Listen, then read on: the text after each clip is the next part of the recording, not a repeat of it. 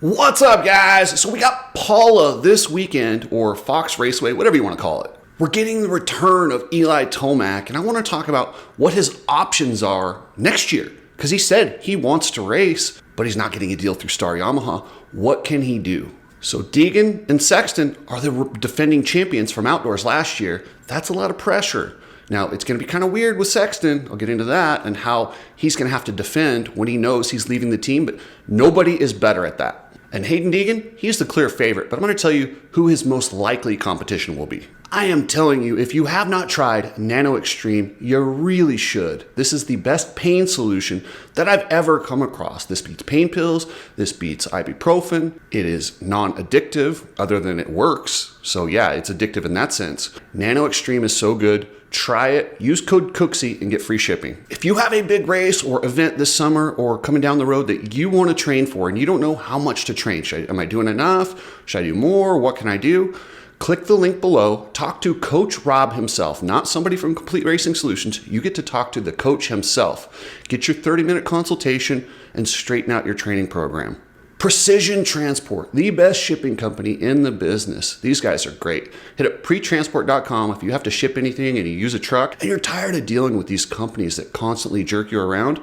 They don't do that at Precision Transport. Hit up pretransport.com. You need people like me so you can point your fucking fingers and say, that's the bad guy.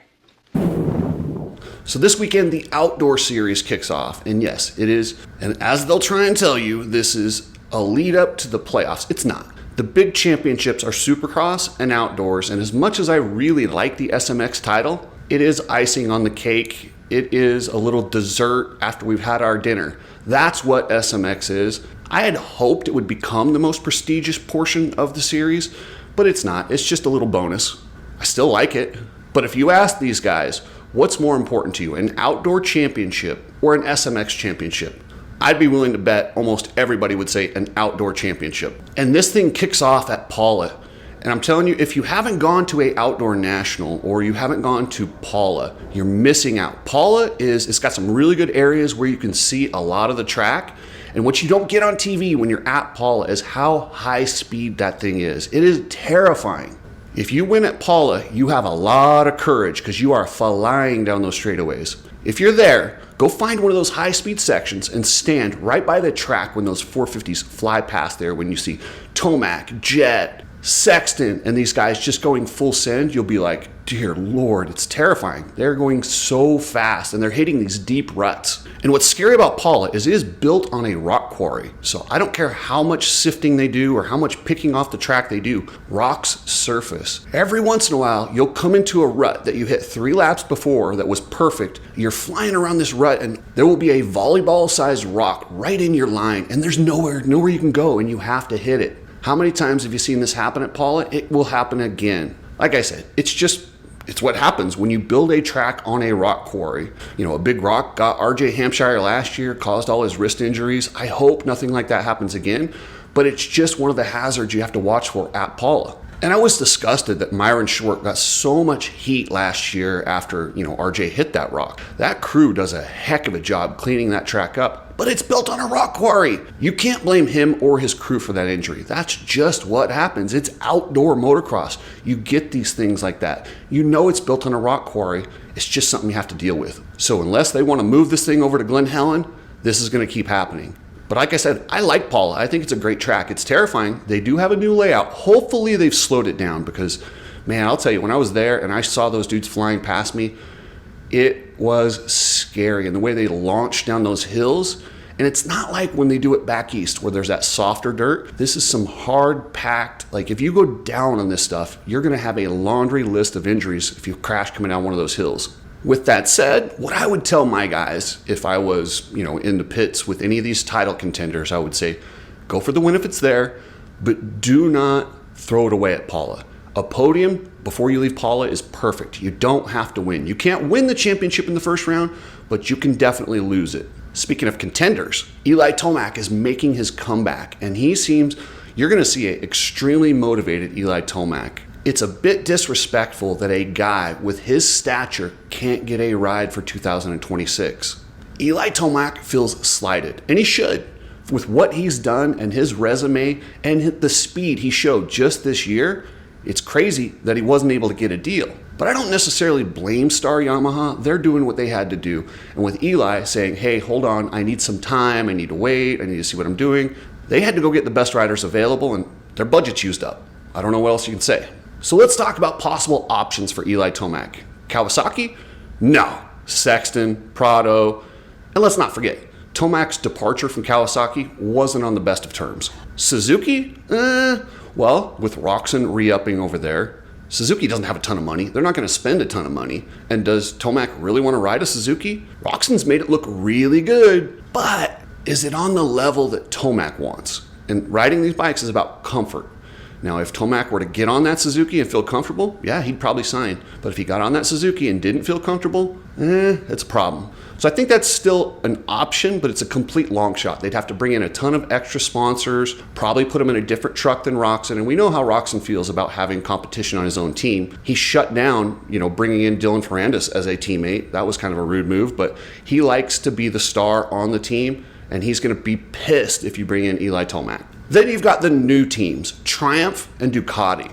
These are very much possibilities for Eli Tomac, but their bikes are unproven. And from what I've seen in the Ducati and the GPs, it does not look like it's ready to win yet. And Triumph has been open about their 450 not being completely ready.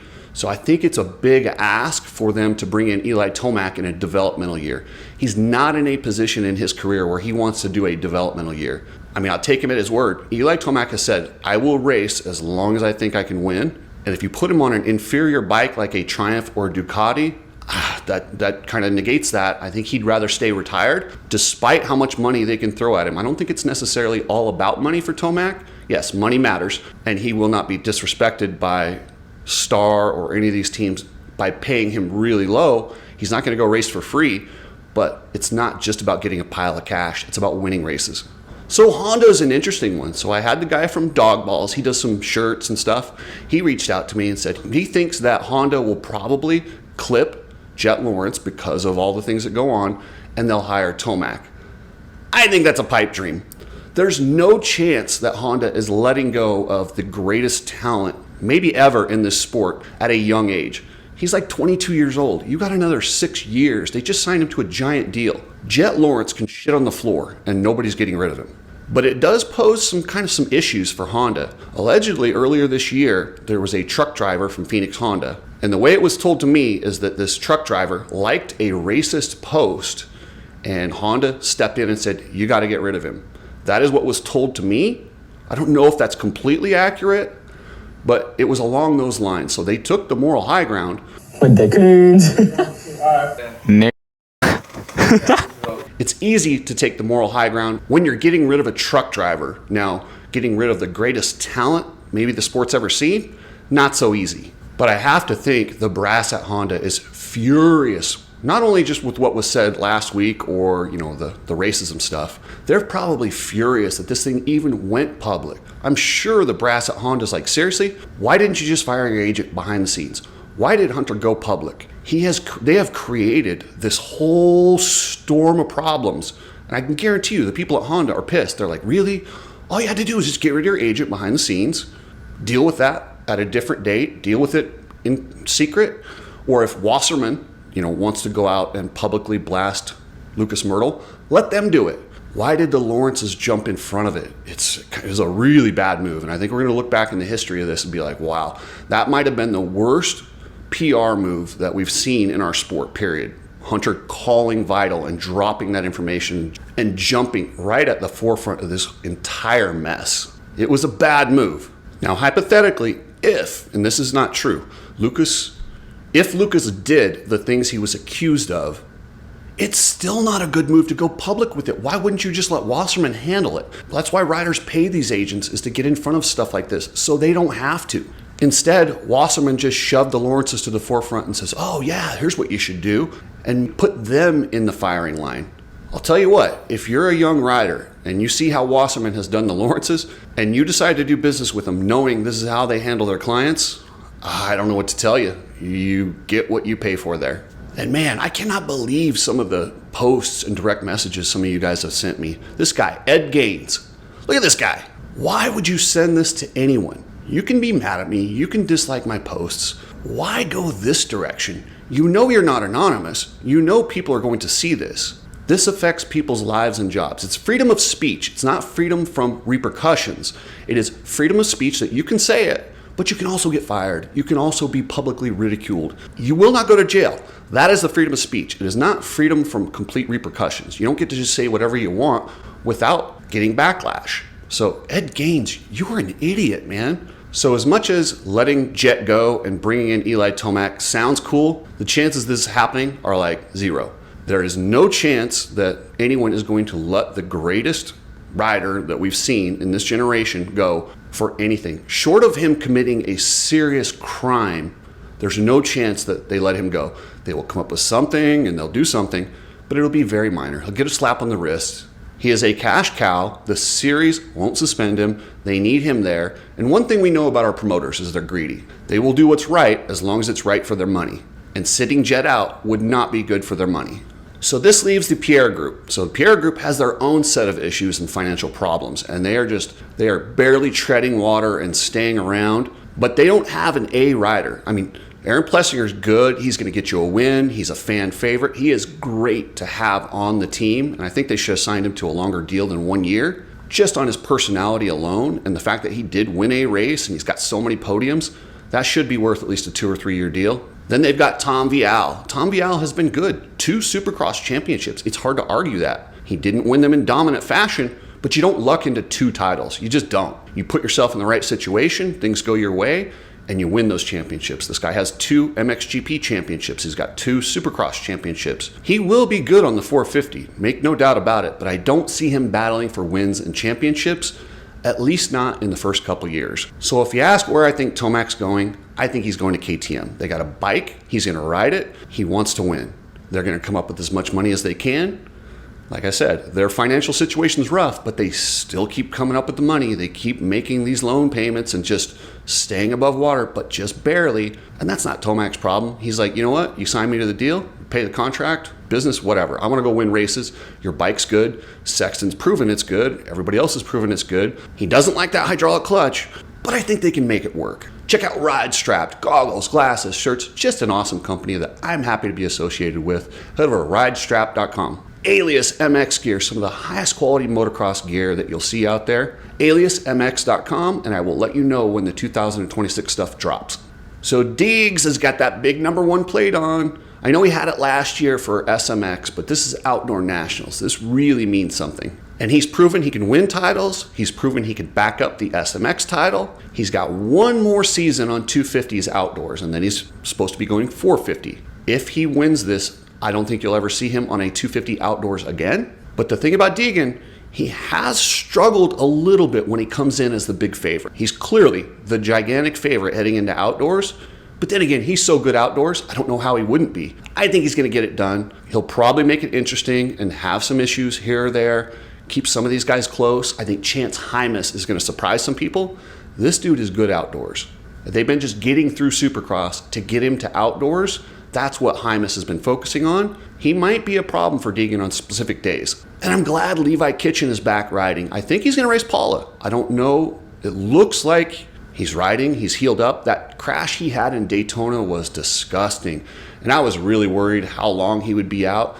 That was scary, man. I was just glad that he's walking, and I'm glad he lived because it was scary. Like, you hit that hard going that fast on your head, face, and body. Man, it's scary. You could tear an aorta, you tear something internally, you walk off, and then you pass away shortly after. It's unfortunate, but we've seen it happen too many times. I would like to see more guys using the Alpine Star airbag. I love that thing. It's awesome. It's working. I wouldn't mind seeing the AMA make that mandatory, because if somebody gets hurt severely, if you protect those vital organs, you're probably going to limit the chance of death. And if we lose somebody live on TV, it's not going to be good for the sport. So I would like to see everybody wear that Alpine Star airbag chest protector. I think it matters. A couple of my guys that you probably don't think are going to win, but very well could. Joe Schmoda. Looks like he's going to Pro Circuit Kawasaki next year. I'm happy that he's finding a home and getting away from all that Lawerence drama. Good for Joe Schmoda, but it'd sure be nice to go out, leave Honda. Wouldn't it be great if he left with the title? I don't see him beating Deegan, but that would be the ultimate FU to Honda and the Lawerences if Joe could go out there and somehow get it done. I'm pulling for Joe. Maybe that's just my heart because he's such a good dude, but I am pulling for Joe Shimoda to win this thing. Deegan's still the favorite, but I will be cheering for Joe Shimoda. And Tom Vial, this is a 2-time MXGP champion, so he can ride outdoors. But he come over here, we were worried about Supercross. We said, oh, he'll be great outdoors, but what about Supercross? He's got 2 Supercross titles and hasn't done much outdoors. I don't know why. It's kind of strange. Is this the year he finds his outdoor legs? I don't know, because the way he's ridden in the past couple years, he's going to have to make some significant improvements to hang with a guy like Hayden Deegan. I don't know. This is his last hurrah on that 250, so we'll see. Thank you, members. I appreciate everything. You guys are the best. You are all entered to win the NIU Power Sports XQi3 motorcycle. These things are badass. I got mine coming soon, and then I'm going to give one away to you guys in December. And in about 10 days, I'll be giving away a 32-ouncer of Nano Xtreme. This is a $400 value. One of you members at random will be picked, and you will win the Nano Xtreme. Right now, I think we have like a 220 members or so. So you got a pretty good odds at winning these things. Thank you, guys. Here is your member of the day.